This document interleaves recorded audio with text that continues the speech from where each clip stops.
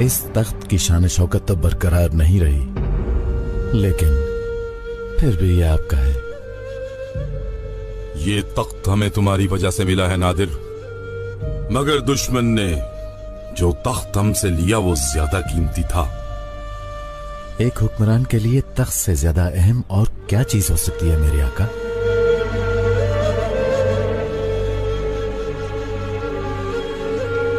उसकी गैरत। एलची को फौरन दुश्मन के पास भेजो, कब्जे में ली गई जमीनें वापस लेकर आए। ऐसा करना तो सोए हुए शेर को जगाने के मुतरादिफ होगा मेरे आका। दुश्मन तो पहले से ही सो रहा है, उसको जगाने की क्या जरूरत है? कौन सा शेर? कैसा मजाक है ये? गफलत की नींद सो रहे हैं वो। हर कोई अपने ही मजे में है। अक्लमंद दुश्मन के बारे में इस तरह खुल्लम खुल्ला बात नहीं करनी चाहिए मेरे आका। सफीर को तो जाने दो पहले। अहमद खान तक हमारा पैगाम तो पहुंचे। अगर उसने रियासतें वापस ना की तो फिर हम उस दुश्मन को इस जंग का जवाब जंग से देंगे।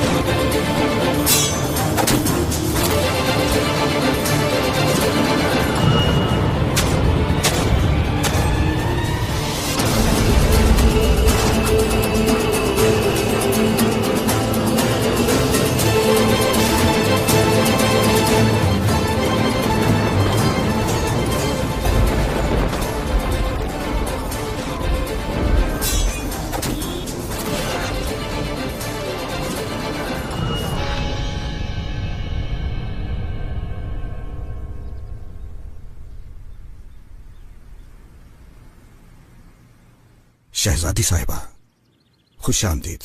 आपका शुक्रिया पाशा। दामाद महमद पाशा के पास आपके लिए तोहफा है।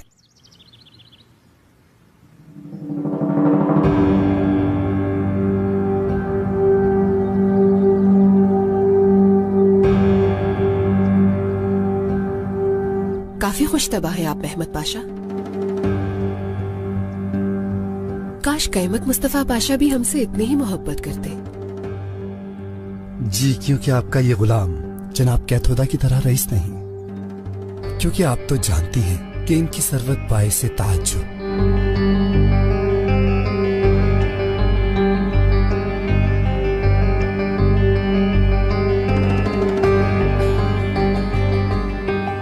दिलरुबा इसे कमरे में रख दो। जो हुक्म शहजादी साहिबा। हमें इजाजत दीजिए हजरत पाशा। आइए।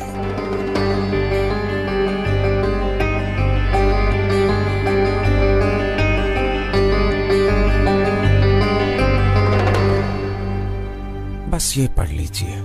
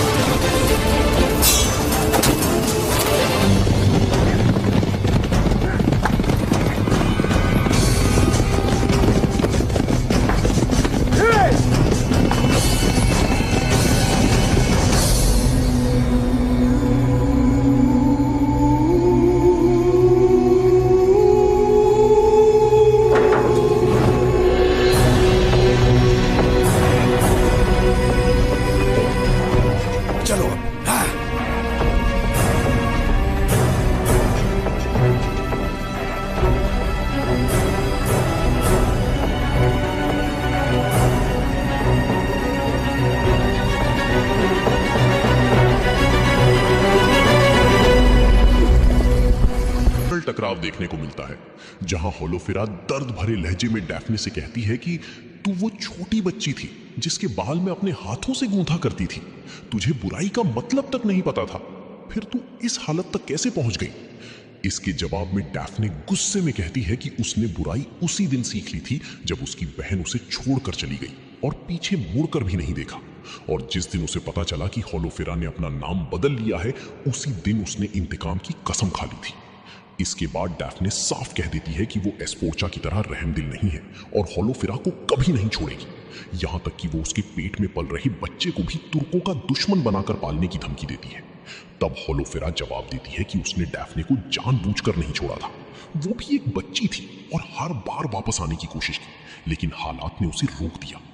मेरे भाइयों, इस सीन में लंबे वक्त के बाद एक सुकून भरा लेकिन हैरानी से भरा पल देखने को मिलता है, जहां परिवार फिर से एक दूसरे से मिलता है। शुरुआत में मां अल्लाह का शुक्र अदा करती है और अपनी बेटी से पूछती है कि शुक्र है मेरी बेटी, तुम ठीक तो हो। लेकिन उसी पल बेटी दर्द और गुस्से में कहती है कि जिसे वो अपनी बहन समझती थी, वो असल में एक जहरीला सांप निकली जिसने सबको धोखा दिया। मां उसे दिलासा देते हुए कहती है कि वो कैसे जान सकती थी, क्योंकि उस औरत ने सबके साथ चाल चली थी। इसी दौरान अचानक एक भावुक पल आता है जब बाला खातून अपने शौहर और बेटे को सामने देखकर हैरान रह जाती है और खुशी से कहती है कि आप लोग यहां कैसे आ गए, मैंने आपको बहुत याद किया। जवाब में उरहान बे और उनका बेटा कहते हैं कि उन्होंने भी उसे बहुत याद किया और अब आखिरकार परिवार फिर से एक साथ हो गया है।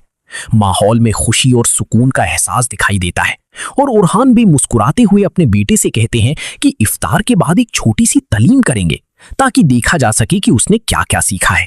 लेकिन इसी खुशी के बीच एक नई हैरानी सामने आती है जब बताया जाता है कि इफ्तार पर एक खास मेहमान भी आने वाला है और वो है फ्लावियस। ये सुनकर बेटा तुरंत सवाल करता है कि क्या फ्लावियस हमारा दुश्मन नहीं था। मेरे भाइयों, इस सीन में दुश्मनों की तरफ एक नई साजिश की शुरुआत होती है, जहां माहौल पूरी तरह तनाव और घमंड से भरा दिखाई देता है। शुरुआत में प्रिंसेस एस्पोर्चा अचानक एंड्रियास को अपने सामने देखकर गुस्से में पूछती है कि तुम यहां क्या कर रहे हो एंड्रियास। इसके जवाब में एंड्रियास ठंडे अंदाज में कहता है कि किस्मत ने एक बार फिर उनके रास्ते मिला दिए हैं और काफी समय बाद उन्हें देखकर खुशी हुई है। लेकिन प्रिंसेस साफ शब्दों में कह देती है कि अगर वो उसकी जगह होता तो पुराने जख्मों को याद नहीं दिलाता, क्योंकि इस मनहूस दिन वो सबसे आखिरी इंसान है जिसे वो देखना चाहती थी। इसके बाद एंड्रियास माहौल को हल्का करने की कोशिश करते हुए कहता है कि वो कुछ तोहफे लेकर आया है, उम्मीद है कि इससे उसका गुस्सा थोड़ा कम हो जाएगा। लेकिन असली मुद्दा तभी सामने आता है जब जेमली किले के खोने की बात उठती है। प्रिंसेस ताना मारते हुए कहती है कि उसके पिता ने शायद उसे इसलिए भेजा है क्योंकि अब उन्हें समझ आ गया है कि फ्लावियस जैसे कमांडर के साथ ये जंग नहीं जीती जा सकती। तब एंड्रियास भी